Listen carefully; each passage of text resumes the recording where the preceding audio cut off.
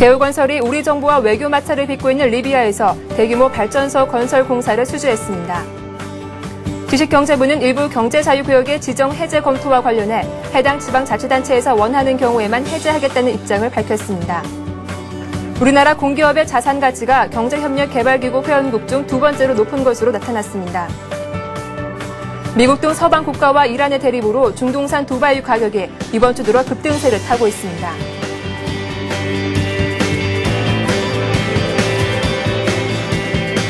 라스 성공 전략 2부 시작하겠습니다. 8월 6일 금요일장 오늘 양시장 마감했습니다. 현재 코스닥은 2포인트 오른 478포인트에 마감을 했고요. 코스피가 딱 5일선을 지지하면서 1783포인트에 마감하는 모습 보여줬습니다. 상대적으로 견조한 흐름을 보인 것 같은데요. 좀 더 자세한 마감 상황 전해드리도록 하겠습니다. 김보람 아나운서 나와주세요. 네, 시황센터입니다. 8월 6일 금요일장 마감했는데요. 휴일을 앞둔 관망 심리를 감안한다면 국내 증시 오늘 힘있는 장을 펼쳐줬습니다. 코스피 마감 지수부터 살펴봅니다. 오늘 코스피는 약보합 조정받으면서 1783포인트에 마감하는 모습이었습니다. 오늘 출발은 1782포인트 하락으로 출발했는데요. 장중에는 외국인의 매도에 부담을 느끼면서 1770선까지 내려가기도 했습니다. 하지만 프로그램 쪽에서 강한 매수세가 들어오면서 낙폭은 많이 줄였는데요. 장중에 상승 반전을 시도하기도 했지만 오늘 조금 내리면서 마감했습니다. 오늘 장에서는 1783포인트에 마감하는 모습이었는데요. 수급상은 자세히 살펴보겠습니다. 오늘 장 외국인이 460억 원 정도 팔았고요. 장중에 매도로 흐름을 바꾼 개인 쪽에서 강한 매도세가 나왔습니다. 개인이 1,000억 원 넘는 물량 매도했습니다. 반면에 기관 쪽에서 1,600억 원 정도의 매수 우위가 나타나는데요. 장 마감 들어서 투신권 쪽에서 매수로 흐름을 바꿨고요. 연기금 역시 오늘 장 매수하는 움직임 나타났습니다. 이어서 코스닥 살펴보겠습니다. 코스닥 오늘 상승으로 마감했는데요. 2포인트 오르면서 478포인트에 마감하는 모습이었습니다. 오늘 출발은 477포인트, 소폭 오르며 출발했는데요. 하지만 기관이 매물이 부담으로 작용하면서 장중에는 하락으로 흐름을 바꾸기도 했습니다. 하지만 오늘 낙폭을 줄이면서 상승으로 흐름을 바꾼 채 마감하는 모습이었는데요. 이런 지수의 움직임 속으로 좀 더 자세히 살펴봅니다. 수급의 움직임은 어제와 크게 다르지 않은데요. 개인 쪽에서 240억 원 정도 매수 우위 나타나고요. 외국인은 오늘 장도 관망하는 모습이었습니다. 5억 원 정도 소폭 매도했습니다. 반면에 기관 쪽에서 매물이 나왔는데요. 기관이 200억 원 넘는 물량 매도하면서 지수 상승에는 부담을 주는 모습이었습니다.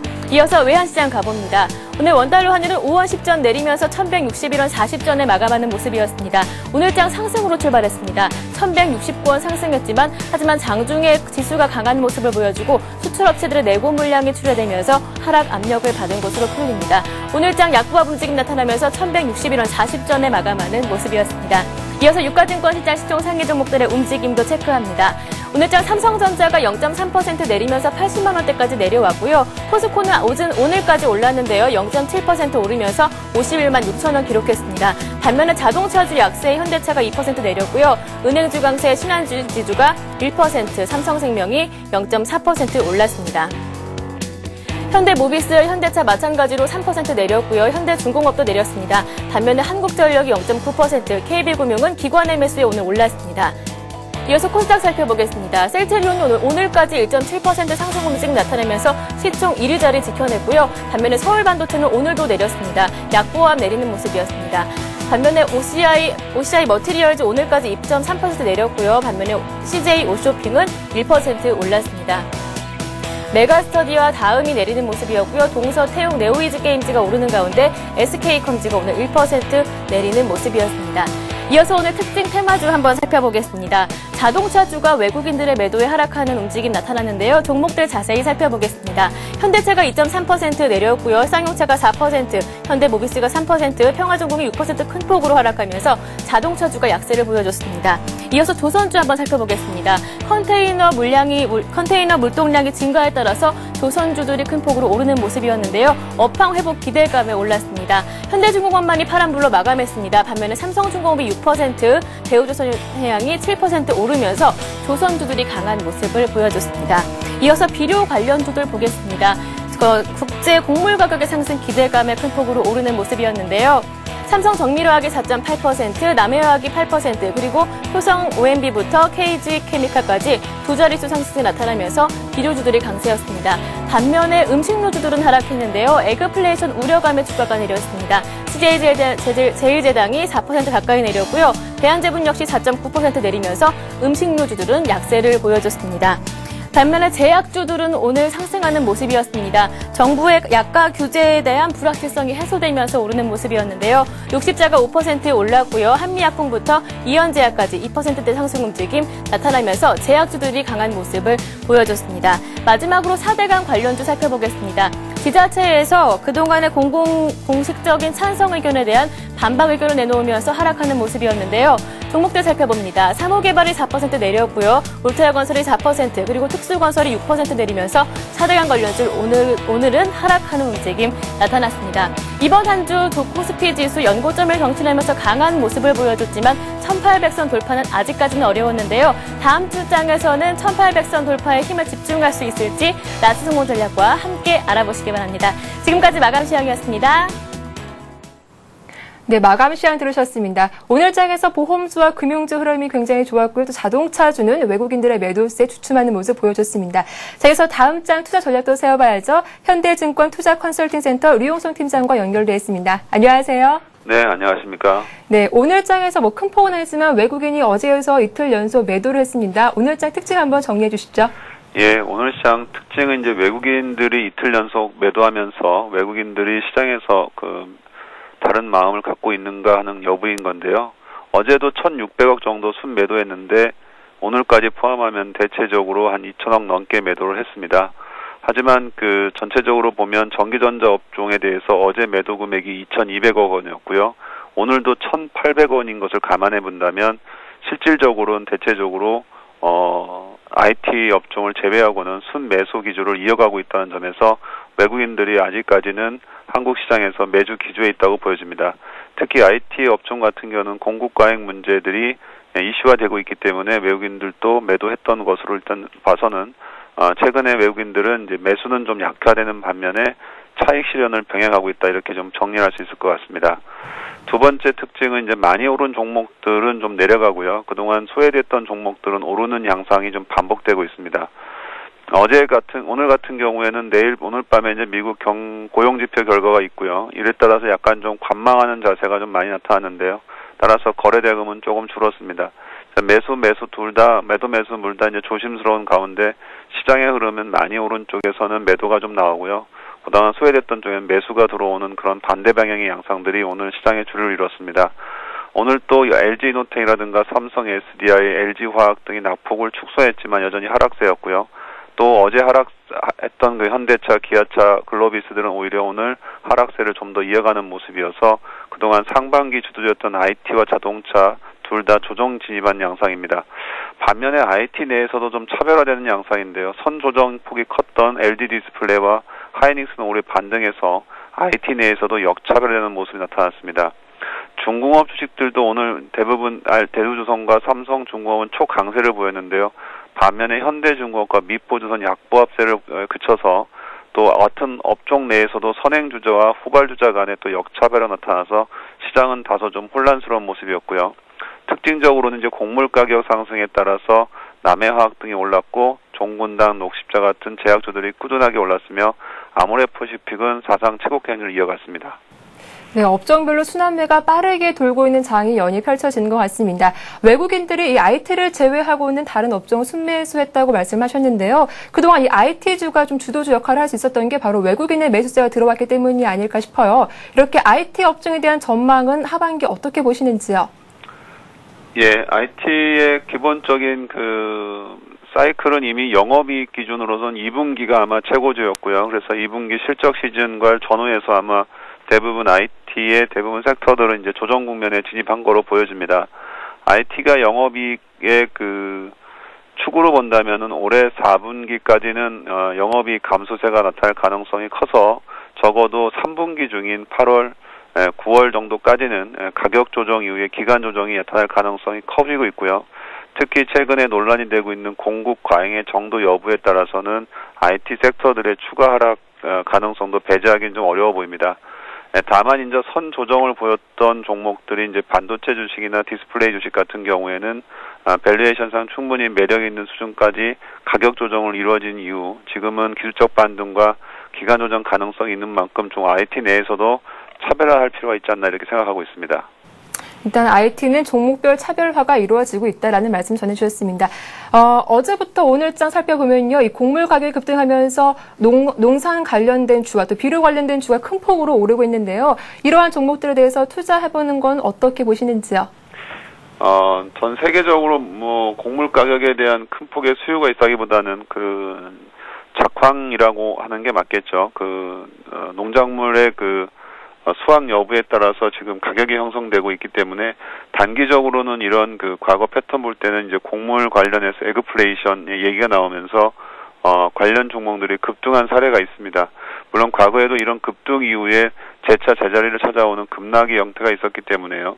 일시적인 작황에 따라서 곡물 가격이 급등하는 거에 따라서 단기적으로는 추가 상승을 겨냥해서 추가적으로 매수하거나 투자 수익을 얻을 수 있겠지만 장기적인 관점에서 본다면은 이런 작황 문제가 근본적인 주가 결정 요인으로 나타나지 않았다는 점을 감안해 본다면 추가상 급등에 따라서 추격 매수하는 시점에 대해서는 좀 신중할 필요가 있지 않나 이렇게 보고 있습니다. 일단은 단기적인 관점에서 보는 게 좋겠다. 조심스럽게 접근해보자라는 말씀 전해주셨습니다. 자, 오늘 밤에도 미국에서는 중요한 경기 지표들이 발표될 예정인데요. 오늘 밤 어떠한 지표들 눈여겨보는 게 좋을까요? 예, 이제 실적 시즌은 국내외적으로 이번 주를 끝으로 해서 사실상 종료된다고 보여집니다. 그래서 앞으로는 이제 매크로 지표와 수급이 전체적인 시장을 결정할 거로 보여지는데요. 아무래도 수급도 이제 매크로 지표의 동향에 따라서 좀 다소 유동적이지 않을까 이렇게 보고 있는데 오늘 밤 이제 고용 지표 결과가 8월 중반 이후 장세 결정하는 가장 큰 결정 변수가 될 것 같습니다. 전체 고용보다는 아무래도 민간 고용 측면에서 볼 때 9만 개 정도를 예상하고 있고요. 전달에는 8만 3천 개였으니까 9만 개 정도라면 민간 고용의 증가세는 유지된다고 할 수 있겠죠. 하지만 성장 가능한 성장 지속 가능한 고용의 숫자는 대략 15만 개 이상으로 보고 있기 때문에 여전히 8만 개, 9만 개 정도의 수준은 더딘 고용 또는 미국 시장의 지속 성장 가능성에 대한 우려를 낳을 수 있는 수준이기 때문에 적어도 9만 개 이상 나와야만 주식시장이 현 추세를 유지할 수 있을 것으로 내다보고 있습니다. 이런 측면에서 보면 최근에 선행했던 고용 지표들의 모습들이 나쁘지 않았기 때문에 일단은 시장에서는 좀 긍정적으로 일단 해석할 필요가 있을 것 같고요. 다음 주에 가장 중요한 거는 이제 11일 날 FOMC가 열리게 되는데요. 아무래도 동결 가능성이 매우 높고 고용이 만약에 오늘 밤에 발표하는 고용 지표가 부진했을 경우에는 아무래도 11일 FOMC 내에서 통화 정책이나 다른 정책 통제를 통해서 추가적인 경기 부양책에 대한 암시적인 내용이 나오지 않을까 이렇게 시장을 기대할 수 있기 때문에 이번 주 고용 지표가 다음 주 11일까지인 8월 둘째 주에 초반에는 하락과 상승이 좀 반복될 가능성이 있지 않을까 이렇게 예상하고 있습니다. 네, 이렇게 다음 주에도 미국에는 중요한 이벤트가 있는 만큼 또 우리에도 다음 주에는 옵션 만기일과 또 금토회가 있는 만큼 중요한 이벤트를 앞두고 있는데요. 이러한 이벤트를 앞두고 시장에는 좀 관망 심리가 나오는 것 같습니다. 다음 주 전망과 함께 투자 전략 한번 세워봐 주시죠. 예, 아무래도 시장에서 보는 시각은 이제 1800 도전 넘을 거냐에 대한 관점도 중요하겠지만 사실 컨센서스를 기준을 본다면 1800을 넘더라도 추가적으로 상승할 수 있는 지수 상승폭은 상당히 제한적으로 보기 때문에 앞서서 1800 이전의 조정 과정들이 일부 수반되는 거로 보고 있고요. 다음 주에 나오는 변수들이 좀 매크로 쪽에 다양하긴 하지만 전반적으로 본다면은 크게 상단이나 하단을 크게 오가는 정도의 매크로 지표 결과가 나오진 않을 거로 보여집니다. 통화 정책 변수 역시도 우리가 어느 것 쪽이 하나가 크게 방향을 갖고 있지 않는 한 되게 좀 스탠스가 중립적일 가능성이 있기 때문에요. 사실 시장은 새로운 랠리나 새로운 하락을 준비하기보다는 기존의 박스권 연장에 갇힐 가능성이 높고 우리나라 금통이라든가 옵션 만기 역시도 크게 문제가 되는 그런 증시의 변수가 되진 않을 거로 보여집니다. 종목 확산 자체는 다소 미흡한 측면이 있지만 시장을 본다면은 1등주보다는 2, 3등주 그리고 저 PBR주 그리고 그동안 급등했던 종목에 대한 차익 실현과 함께 상대적으로 소외진 주식에 대한 저가 매수가 공존하는 시장이기 때문에요. 시장에 대응하기는 좀 어렵겠지만 그래도 나름대로 수익률을 좀 작게 잡고 단기적으로 좀 그동안 소외됐던 종목들이나 2등주 중심으로 시장에 대응하는 전략이 다음 주에도 유효할 걸 이렇게 보고 있습니다. 네, 지금까지 자세한 마감 상황과 다음 주 투자 전략까지 현대증권 류용석 팀장과 함께했습니다. 오늘 말씀 고맙습니다. 네, 감사합니다. 잠시 뒤 뉴스가 이어집니다.